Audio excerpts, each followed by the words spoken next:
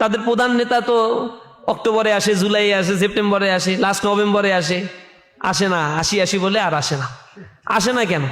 পরিস্থিতি ভালো হইলে আসবে না কেন? নিজের দলের আন্তঃকোন্দল সে মিটাইতে পারতেছে না। ঘোষণা করছে 237টা আসন, তার মধ্যে 60% আসনেই এখন বিদ্রোহ চলছে। 50টা আসনে তো প্রকাশ্যে তার বিরুদ্ধে স্লোগান দিচ্ছে, অগ্নিসংযোগ করছে, আন্তঃকোন্দলে একজন আরেকজনকে মেরে ফেলছে।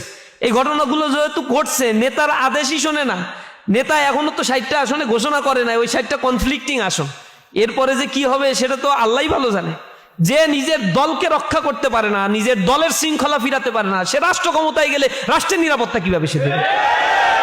যার হাতে দল নিরাপদ না, দলের নেতৃত্ব যার হাতে নিরাপদ না, সে এত বড় রাষ্ট্র কাঠামো পরিচালনারও অযোগ্য। সুতরাং আগামীর বাংলাদেশ পরিচালনা করবে তারাই যারা সৎ, দক্ষ এবং দেশপ্রেমিক হিসেবে নিজেদেরকে তৈরি করেছে। এই দেশটা তাদের হাতে নিরাপদ। এটা হচ্ছে একেবারে জেরক্স কপি এই বিএনপি, যাদের হাতে এই দেশটা আসলেই নিরাপদ নয়।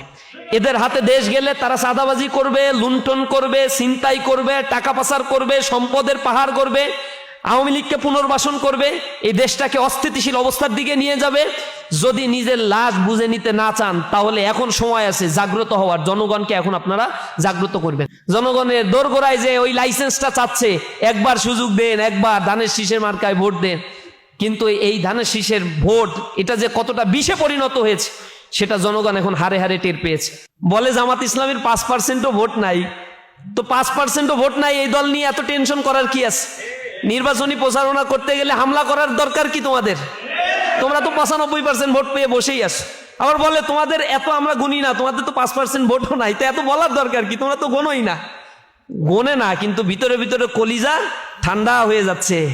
পত্রিকায় আপনারা দেখেছেন, এই ব্যাংক লুটের রানী বাংলাদেশে যখন ক্ষমতায় ছিল তখন 6,44,000 কোটি টাকা বাংলাদেশ থেকে ব্যাংক খাত থেকে লুটপাট করছে।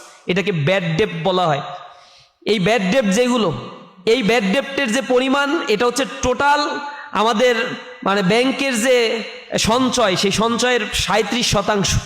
এটা হচ্ছে ঋণ খেলাপি অবস্থায় আছে। আওয়ামী লীগের আমলে এই সংখ্যাটা দেখাতো 4 লক্ষ কোটি টাকা দেখাতো, কিন্তু সে বারবার হচ্ছে এই ঋণ খেলাপি যারা ছিল তাদেরকে রিশিডিউল করে দিত, যেটা ইন্টারন্যাশনাল স্ট্যান্ডার্ড মানের সাথে যায় না। রিশিডিউল করে করে দেখাতো যে না 4 লক্ষ কোটি টাকা হচ্ছে ঋণ অবস্থায় আছে, এটা খুব বেশি না। বর্তমান গভর্নমেন্ট দেখিয়েছে যে না, ওরকম রিশিডিউল করে করে বাংলাদেশের মানুষকে আর প্রতারিত করা যাবে না। আসলেই অরিজিনাল যে ঋণ অবস্থায় আছে বাংলাদেশের ব্যাংকগুলো, সেই ঋণ অবস্থায় মানুষের সামনে উপস্থাপন করতে হবে। এই পরিস্থিতি যখন চলছে, বাংলাদেশের ব্যাংকগুলো থেকে ঋণ পাচ্ছে না জনগণ। আর ঋণ যখন পাচ্ছে না, তখন আমানতদাররা শঙ্কিত হয়ে পড়ছে। ঋণ পাচ্ছে না মানে বেসরকারি খাতে ইনভেস্টমেন্ট হচ্ছে না, কর্মসংস্থান সৃষ্টি হচ্ছে না, এই দেশে অর্থনীতির চাকা সচালু হচ্ছে না।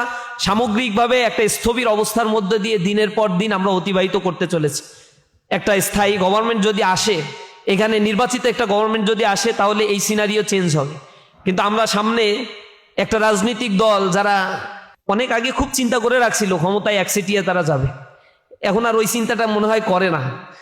মুখ শুষ্ক হয়ে গেছে, চেহারার দিকে এখন আর তাকানো যায় না নেতাদের। বলে জামাত ইসলামের 5%ও ভোট নাই। তো 5%ও ভোট নাই, এই দল নিয়ে এত টেনশন করার কি আছে? নির্বাচনী প্রচারণা করতে গেলে হামলা করার দরকার কি তোমাদের? তোমরা তো 95% ভোট পেয়ে বসেই আছো। আবার বলে তোমাদের এত আমরা গুনি না, তোমাদের তো 5% ভোটও নাই, তো এত বলার দরকার কি? তোমরা তো গোনোই না। গোনে না, কিন্তু ভিতরে ভিতরে কলিজা ঠান্ডা হয়ে যাচ্ছে। যখন তাদের কাছে সমীক্ষা হাতে আসে, জনজোয়ার যখন দেখছে, চাঁদাবাজির বিরুদ্ধে মানুষ যেভাবে জেগে উঠেছে, এতে তাদের আগামী দিনের সরকার গঠনের যে দিবা স্বপ্ন তারা দেখতো, এই স্বপ্ন যে ভেঙে ইতিমধ্যে চুরমার হয়েছে। এখন সার্ভাইভ ফর দ্য ফিটেস্ট, টিকে থাকার জন্য লড়াইয়ে নামছে তারা। যে প্রধান বিরোধী দল যদি হইতে না পারি এইবারও, তাহলে কেসমতটা খারাপ হয়ে যাবে। ওই জন্য একটু নেমে পড়ছে। অবস্থা খুবই খারাপ, সঙ্গীন। গ্রাম অঞ্চলের মানুষগুলো, নির্যাতিত নিষ্পেষিত মানুষেরা জুলাই আন্দোলনের রাস্তায় নেমেছিল। জুলাই আন্দোলনে দেখেন মাত্র 250 ছাত্র জীবন দিয়েছে, শহীদ হয়েছে। অথচ 1400 মানুষ এখানে জীবন দিয়েছিল, বাকি 1200 মানুষ কোথায়? এই 1200 মানুষ কিন্তু দিনমজুর, রিক্সাওয়ালা, খেটে খাওয়া মানুষ, শ্রমিক, ব্যবসায়ী, শিল্প কলকারখানায় চাকরি করে। এই মানুষগুলো তারাই জীবন দিয়েছে বেশি। অথচ এই আন্দোলনের সূত্রপাত হয়েছিল কোটা সংস্কার দিয়ে। এই কোটা সংস্কারটা এটা ছিল একটা উসিলা। মানুষ যে পরিমাণে নিষ্পেষিত হয়েছে, জুলুম নির্যাতনের শিকার হয়েছে, যে পরিমাণে লুটপাট করে সম্পদগুলো বেনিয়ারা এই দেশ থেকে আর এক দেশে পাচার করে দিয়েছে, এর এগেইনস্টে মানুষ জুলুমের বিরুদ্ধে দাঁড়িয়ে গিয়েছিল এবং তার একটা পরিণতি মানুষ দেখেছে। কিন্তু আমরা আওয়ামী লীগের যে পরিণতি, সেই পরিণতি থেকে এই কয়েকদিন আগের রক্ত এখনো শুকায় নাই, সেই পরিণতি থেকেও বর্তমানে যারা বৃহত্তর রাজনৈতিক দল বলে নিজেদেরকে দাবি করে, তথাকথিত বৃহত্তর রাজনৈতিক দল, এই রাজনৈতিক দলের শিক্ষা এখান থেকে হয় নাই। তারা রাস্তাঘাট সব জায়গার চাঁদাবাজি এখন নিজেদের মতো করে করে নিচ্ছে, কোটি কোটি টাকার মালিক হয়েছে।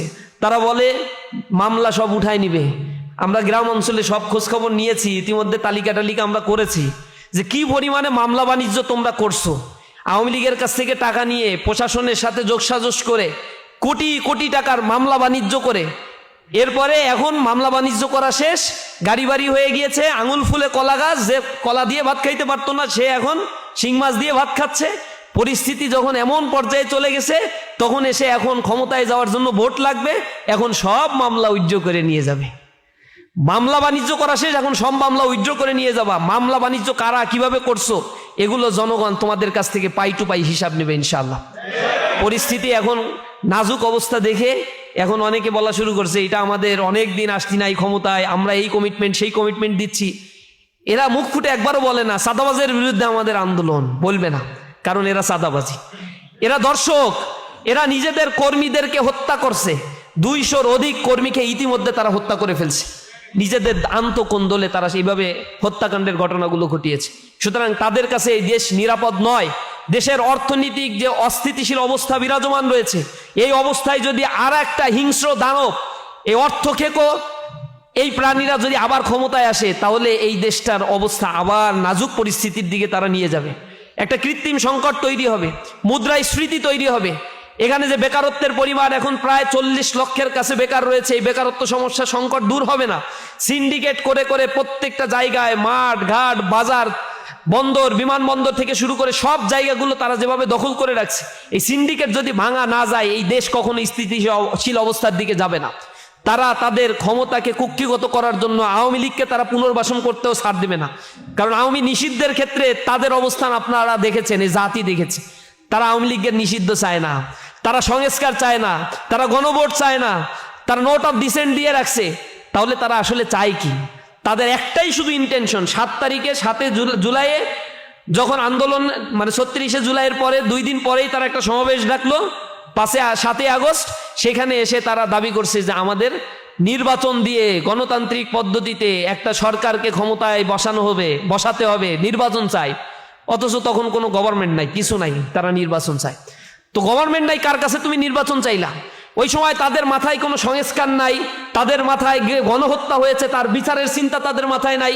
আওয়ামী ফ্যাসিবাদ যে ধরনের অপকর্মগুলো করেছে তার এগেইনস্টে গিয়ে তাদের কোনো স্টেটমেন্ট নাই। তাদের ধ্যানে খেলে একটাই যে এতদিন খেতে পারি নাই, এখন সময় আসছে দ্রুত আমাদের খাবার জন্য একটা লাইসেন্স দিয়ে দাও। এই লাইসেন্সের খোঁজে এখন ঘুরে বেড়াচ্ছে জনগণের দোরগোড়ায়, যে ওই লাইসেন্সটা চাচ্ছে।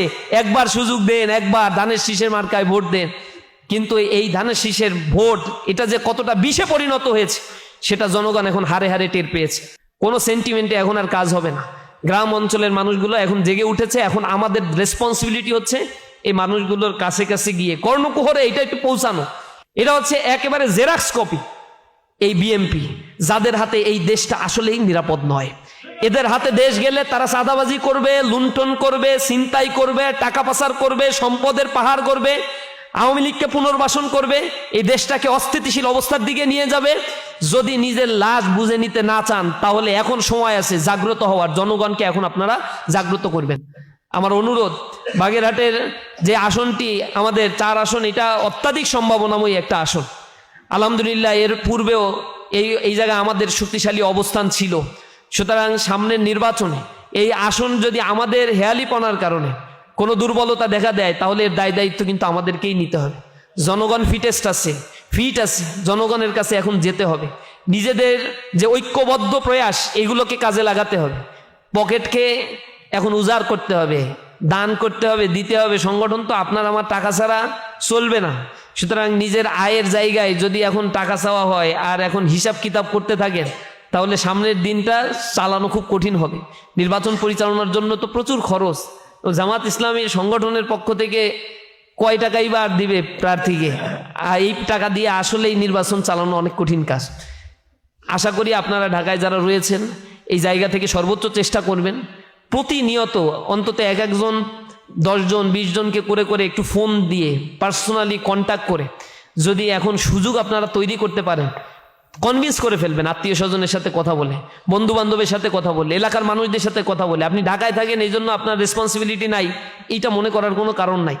নিজ নিজ জায়গা থেকে একেবারে রুটিন করে করে ধরে ধরে আত্মীয় স্বজন, পাড়া প্রতিবেশী, বন্ধু বান্ধব যারা যেখানে আছে কনভিন্স করা, বোঝানোর চেষ্টা করা, গণভোটের ব্যাপারে অ্যালার্ট করা।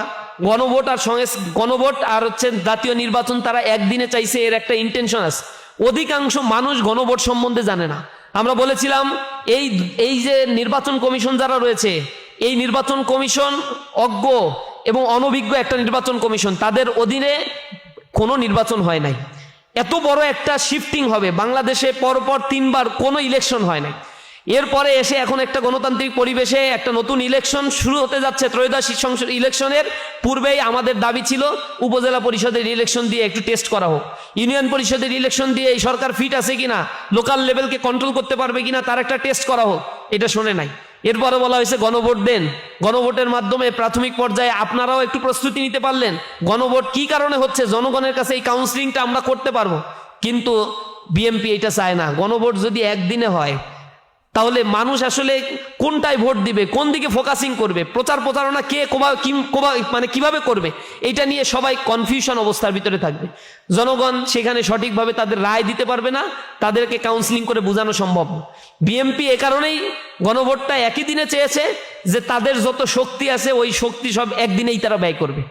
এর আগে গণভোট যদি হয় ওইখানে তো তারা অস্থিতিশীল অবস্থা তৈরি করতে পারবে না, তাহলে জাতীয় ইলেকশনে এর একটা বিশাল প্রভাব পড়বে। এজন্য যা করার সব প্রস্তুতি তারা এখন নিয়ে ফেলছে এবং প্রত্যেকটা আসনে সন্ত্রাসীদেরকে পুনর্বাসন করা। প্রচুর পরিমাণে পত্রিকাগুলোতে আপনারা দেখছেন, লিড নিউজগুলো হচ্ছে প্রচুর পরিমাণে অস্ত্র ঢুকছে। অস্ত্রগুলো কাদের কাছে? প্রশাসনকে আমরা নির্বিকার দেখছি। প্রশাসনের যে বদলি, পুলিশের বিভিন্ন জায়গায় যে বদলি পদায়নগুলো, এগুলো একটা রাজনৈতিক দলের প্রচ্ছন্ন মদদে সংগঠিত হচ্ছে। তারা যে কাজগুলো করছে এগুলো খুবই ভয়ঙ্কর। অস্ত্রের ছড়াছড়ি, আওয়ামী লীগ চলে গেছে, অস্ত্র নিয়ে তো আর বিদেশে চলে যেতে পারে নাই, সব লুকায় আছে। বাগেরহাটের লোক ঢাকায় আছে, ঢাকার লোক যে চিটাগাং আছে, কোথাও না কোথাও তো আছে। অস্ত্রের যে মজুদগুলো ছিল এগুলো তো ব্যবহার করতে হবে। কাদের ব্যবহার করবে, কাদের কাছে? যারা আওয়ামী লীগের ব্যবসা বাণিজ্য এখন টেক ওভার করছে, দেখাশোনা করছে, যারা আওয়ামী লীগের ইজারাদারি নিছে, যারা আওয়ামী লীগের বিভিন্ন জায়গায় চাঁদাবাজির সকল সত্য বুঝে নিয়েছে, এখন তাদের কাছেই তো এই জিনিসগুলো ট্রান্সফরমেশন হচ্ছে। এটা তো আমরা পাবনায় কিছু গতকালকে এই ঘটনাটা দেখলাম। তারা এই অস্ত্রবাজির মোহরা দিয়ে জনগণের অধিকারকে বুলণ্ঠিত করার জন্য আবার সন্ত্রাসী স্টাইলে সেই প্রচেষ্টা তারা অব্যাহত রাখছে। এখন আমাদেরকে প্রত্যেকটা কেন্দ্র পাহারা দেওয়ার জন্য সচেষ্ট হতে হবে। শক্তিমত্তা যার থাকবে সেই আসলে আলটিমেটলি তার ভোটগুলো গুনে নিয়ে আসতে পারবে। অন্যথায় তারা ব্যালট চুরি করার জন্য পাগল পারা হয়ে আছে, তারা বুঝতে পারছে। আর 2 মাস গেলে দেখবেন, আমার মনে হয় যে বলবে যে না, আমরা ভোট টোট চাই না, এখন আলুর দাম অনেক বেশি, পেঁয়াজের রক্ষণাগারের জন্য কৃষকের টাকা পয়সা দেওয়া প্রয়োজন, সব মিলে এখন ইলেকশন না, 1-2 বছর পরে দাও। অবস্থা তো সঙ্গীন, খারাপ অবস্থা না? তাদের প্রধান নেতা তো অক্টোবরে আসে, জুলাই আসে, সেপ্টেম্বরে আসে, লাস্ট নভেম্বরে আসে না, আসি বলে আর আসে না কেন? পরিস্থিতি ভালো হইলে আসবে না কেন? নিজের দলের আন্তঃকন্দল সে মিটাইতে পারতেছে না। ঘোষণা করছে 237টা আসন, তার মধ্যে 60% আসনেই এখন বিদ্রোহ চলছে। 50টা আসনে তো প্রকাশ্যে তার বিরুদ্ধে স্লোগান দিচ্ছে, অগ্নিসংযোগ করছে, আন্তঃকন্দলে একজন আরেকজনকে মেরে ফেলছে। এই ঘটনাগুলো যেহেতু ঘটছে, নেতার আদেশই শোনে না। নেতা এখনো তো 60টা আসনে ঘোষণা করে না, ওই 60টা কনফ্লিক্টিং আসন। এরপরে যে কি হবে সেটা তো আল্লাহই ভালো জানে। যে নিজের দলকে রক্ষা করতে পারে না, নিজের দলের শৃঙ্খলা ফিরাতে পারে না, সে রাষ্ট্র ক্ষমতায় গেলে রাষ্ট্রের নিরাপত্তা কিভাবে সে দেবে? যার হাতে দল নিরাপদ না, দলের নেতৃত্ব যার হাতে নিরাপদ না, সে এত বড় রাষ্ট্র কাঠামো পরিচালনারও অযোগ্য। সুতরাং আগামীর বাংলাদেশ পরিচালনা করবে তারাই যারা সৎ, দক্ষ এবং দেশপ্রেমিক হিসেবে নিজেদেরকে তৈরি করেছে। এই দেশটা তাদের হাতে নিরাপদ। এজন্য আগামী দিনে দাঁড়িপাল্লার এই জয়গান আমাদেরকে প্রত্যেকটা কর্ণকুহরে পৌঁছে দিতে হবে। একটু ভালো একটা বিপ্লবের মানে আমরা সম্ভাবনা দেখতে পাচ্ছি। এই সম্ভাবনা যেন আমাদের দুর্বলতার কারণে হেলায় আমরা কাটিয়ে না দেই। প্রত্যেকের নিজ নিজ জায়গা থেকে অর্থ দিয়ে, সামর্থ্য দিয়ে, যোগ্যতা দিয়ে, মেধা দিয়ে আমরা একটু কাজ করার জন্য চেষ্টা করব, সর্বোচ্চটুকু উজাড় করে দিয়ে কাজ করব। ইনশাআল্লাহ আল্লাহ রব্বুল আলামিন আমাদেরকে সহযোগিতা করবেন। আল্লাহ রব্বুল আলামিনের কাছে সেই তৌফিক কামনা করছি। বাগেরহাটের এই আসনের জন্য আল্লাহ রব্বুল আলামিনের কাছে একান্তভাবে দোয়া করি। আল্লাহ রব্বুল আলামিন আমাদের এই রক্তে সিক্ত জমিন, এখানে অনেক রক্ত ঝরেছে, অনেক দায়িত্বশীলের রক্ত ঝরেছে এখানে। আল্লাহ রব্বুল আলামিন সেই রক্তের বদলা ইনশাআল্লাহ আমাদেরকে দিবেন। এই জমিন আমাদেরকে অক্ষ করবেন ইনশাআল্লাহ। আল্লাহ রব্বুল আলামিন কবুল করুন, আমিন। আসসালামু আলাইকুম রহমতুল্লাহি ওয়া বারাকাতুহু।